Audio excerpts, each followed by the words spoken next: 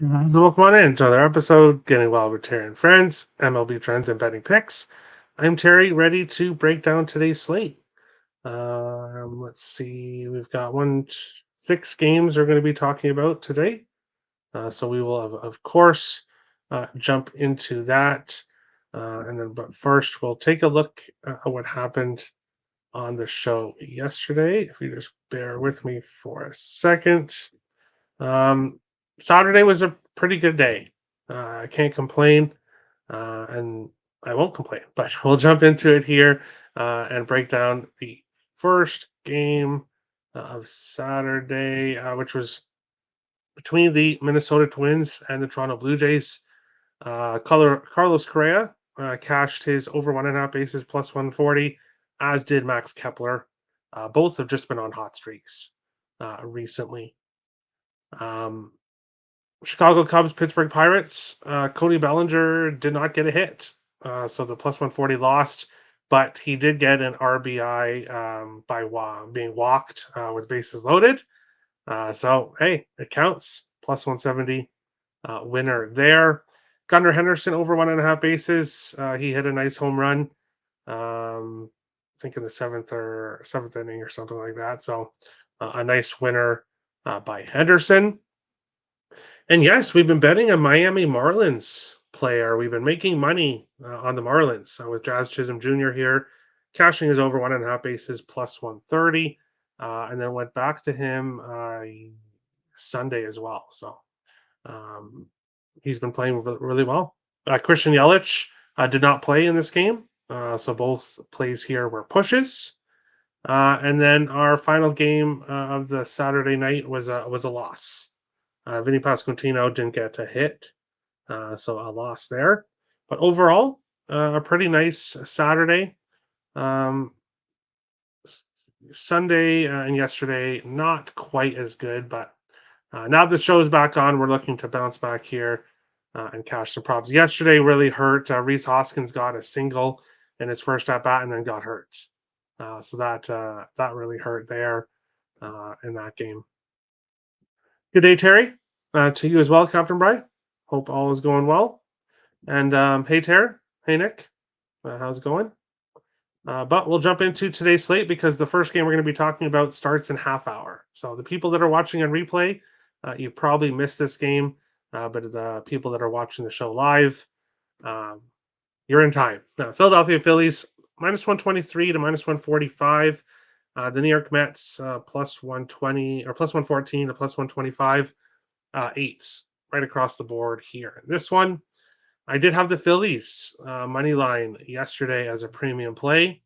And while it didn't look that good for a good portion of the game, I was sitting there thinking to myself, this is why I do not like the New York Mets.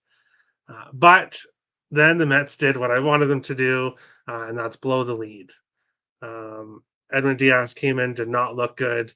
The Philadelphia Phillies tying it, ended up winning in extra innings. So we got the Philadelphia Phillies money line winner there.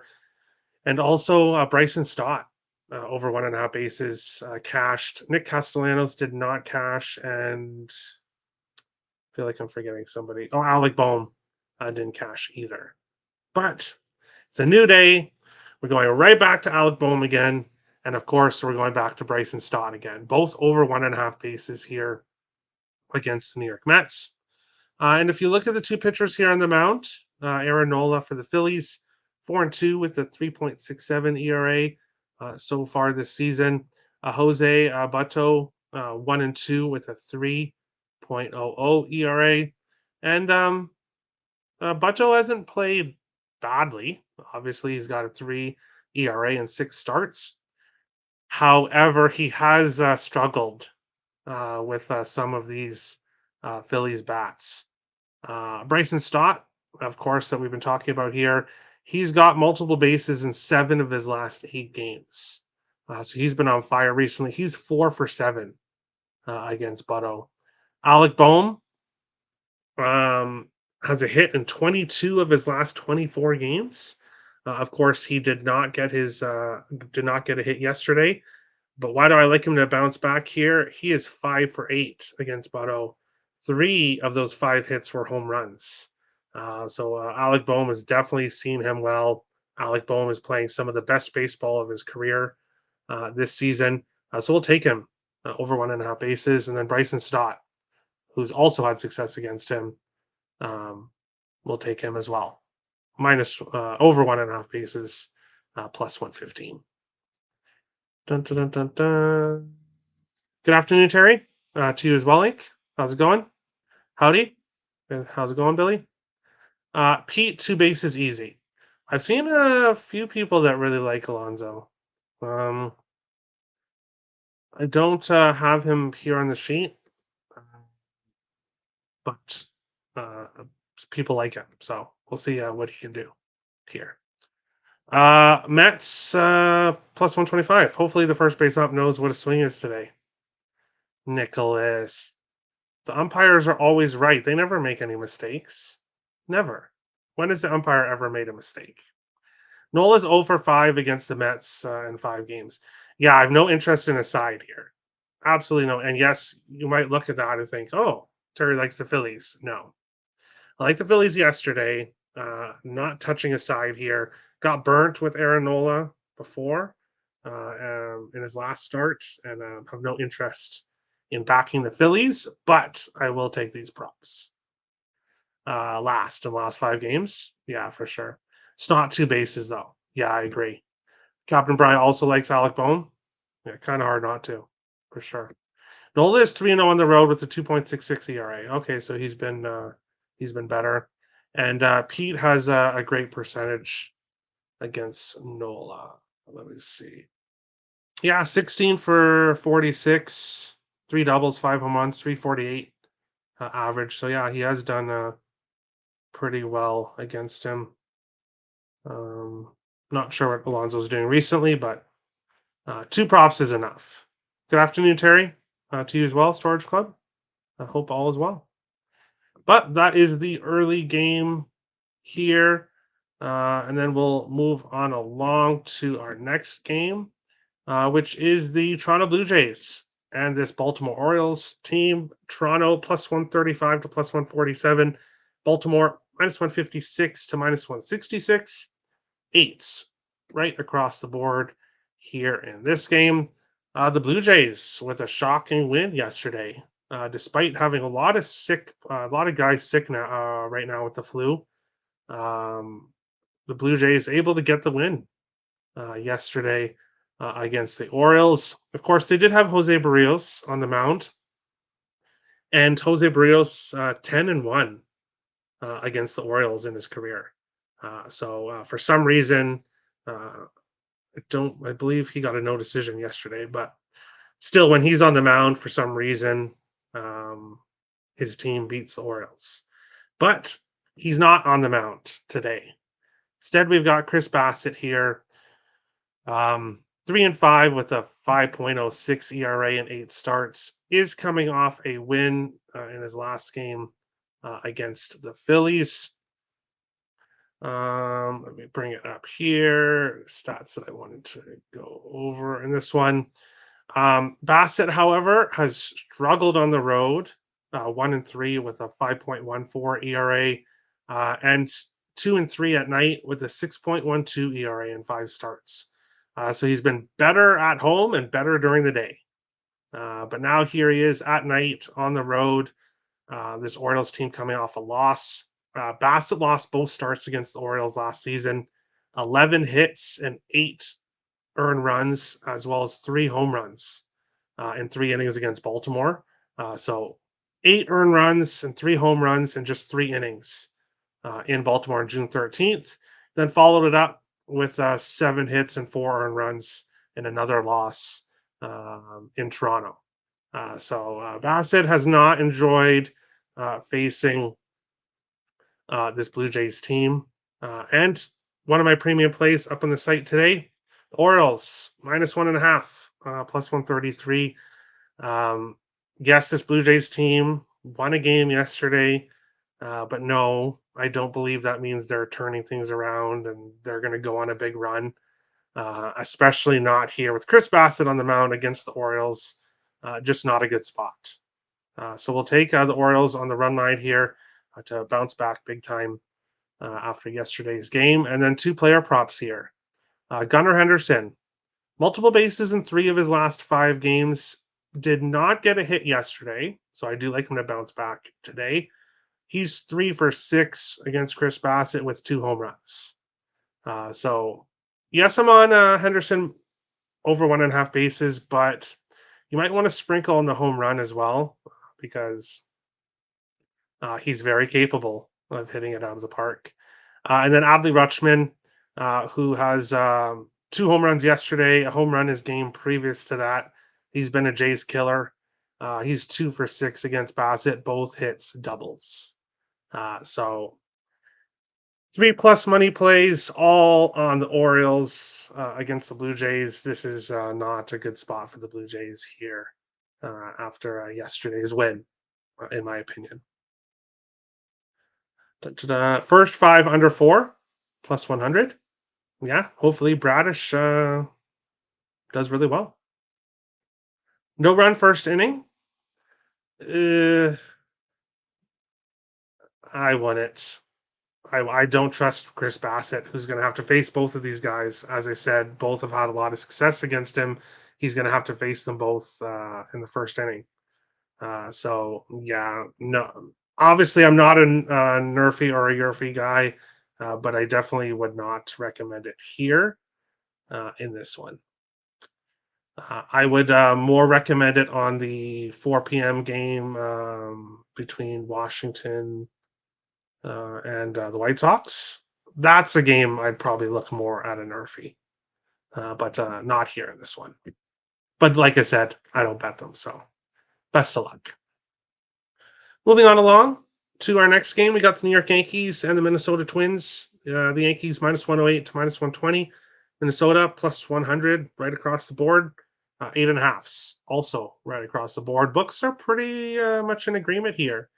And it looks like money's been coming in on Minnesota because we've seen this line move. I believe the Twins were plus 115 this morning, and we're seeing this line move here a bit. Obviously, this Minnesota Twins team is the hottest team in baseball right now. Returning home after a day off and facing the New York Yankees. If you look at it, Rodon against Paddock, obviously Rodon does have better numbers, but Chris Paddock has won 4 starts in a row. So he is starting to heat up. Obviously, this Twins team is heating up. And we're going with Carlos Santana to get a home run, plus 680 for a quarter unit. Cashed on him in his last game. He's got a home run in 3 games in a row. Now, yes, that is a good reason for that is for some reason he loves hitting at Rogers Center. He just smashes whenever he goes to Toronto. So the Blue Jays maybe try to get this guy in a trade from the Twins because he just hits well in Toronto. He's been playing well though, so we'll take him here for home run for a quarter unit.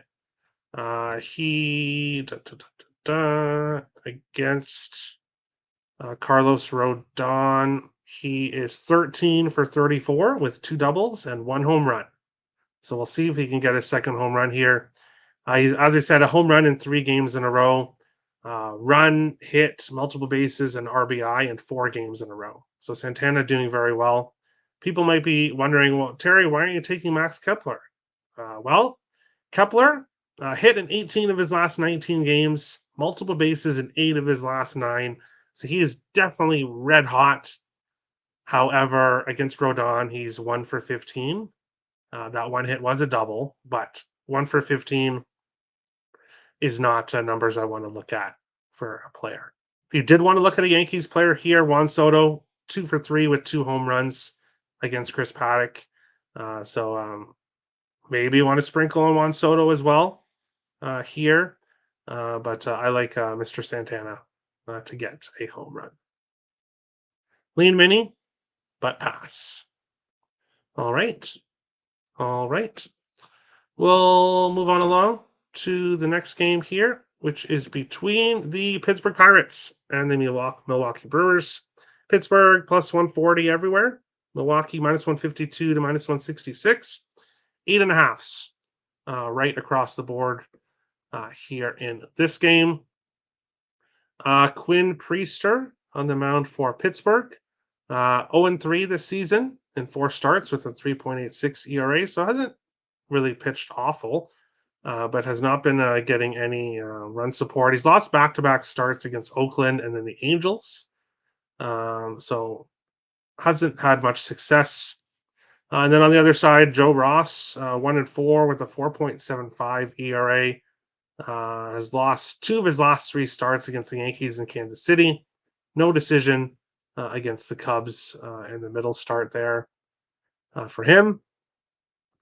And for this game, we, of course, are going with the player prop, but we're going with the Pirates player prop. Give me O'Neill Cruz over 1.5 bases plus 120. He's 2 for 2 with a double against Joe Ross. He also has multiple bases in 7 of his last 9 games, a hit in 9 of his last 10. So O'Neill Cruz hitting the ball very well for Pittsburgh right now. 2 for 2 against Joe Ross with a double. So we'll take Mr. Cruz here to get 2 bases in this game. Nick likes the first 5 under, 4.5, minus 105. And yeah, after a high scoring game yesterday, I don't obviously have numbers, but this season so far, I've noticed when you have a really high scoring game, the next game seems to be lower scoring for the most part. So I won't be surprised to see this being a lower scoring game. All we need is a double from Mr. Cruz here at some point during the game.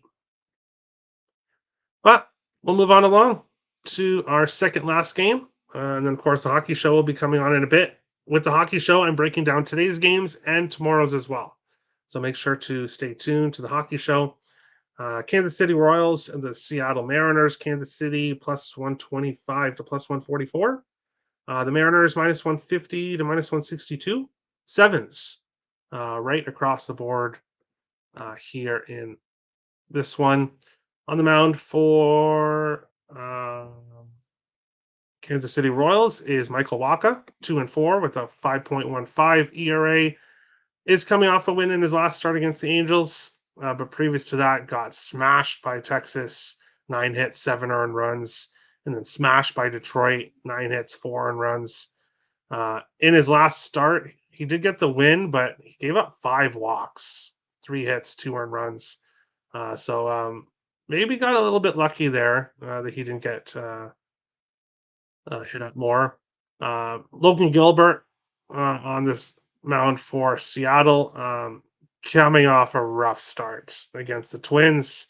9 hits, 8 earned runs, and 4 innings in the loss. Had been pitching very well previous to that. So he'll be looking for a bounce back game here in this one. And for this game, we're taking Ty France over 1.5 bases plus 170. Ty France really likes to face Michael Wacha. He is 9 for 15 against him with 5 doubles. So he has enjoyed facing him. Multiple bases in 5 of his last 11. So hasn't necessarily been hitting the ball all that well. A lot of Mariners really haven't been hitting the ball that well. But he does have a home run in his last game. And he has had a lot of success against Wacha, who I don't trust here in this game. So we'll take Ty France to get 2 bases at a nice plus 170 price here against Wacha and the Royals. Lean first 5 under Mariners minus 1. Didn't bet either. Okay. Ever look at players under bases to fade players not hitting well?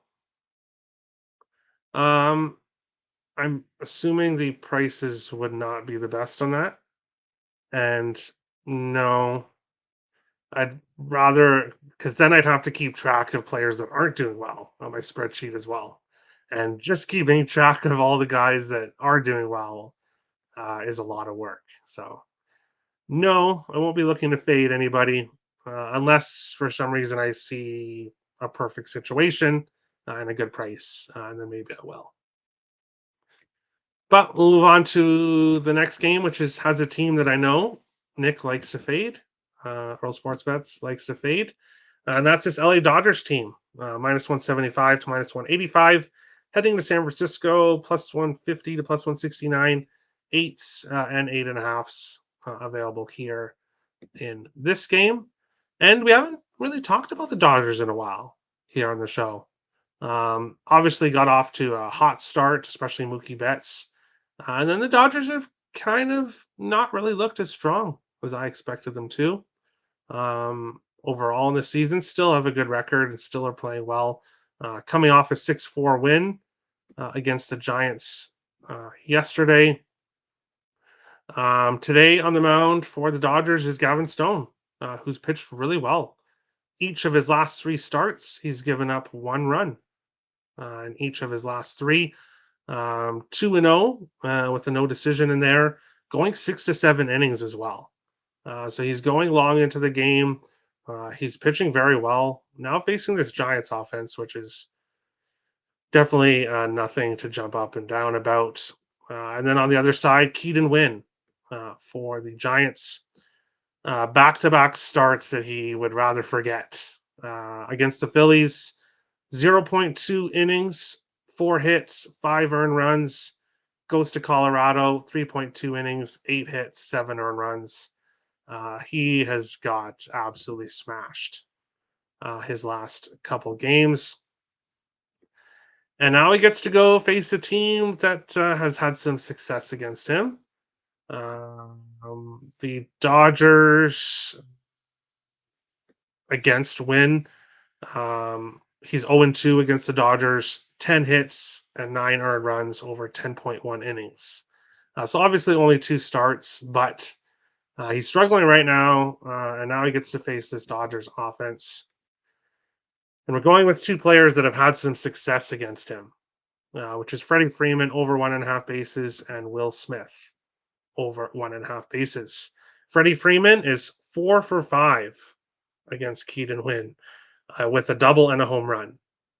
So that's pretty good when you're 4 for 5 against somebody. Will Smith on the other side, he's 2 for 3 with a home run. Smith has multiple bases in 7 of his last 13. Freddie Freeman in 5 of his last 10. So yes, both players aren't. I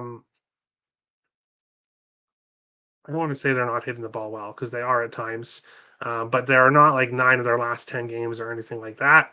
However, they've both really smashed this pitcher. So we'll fade Keaton Wynn here. We'll take Freeman. We'll take Smith, both over 1.5 bases to hit him up later on today.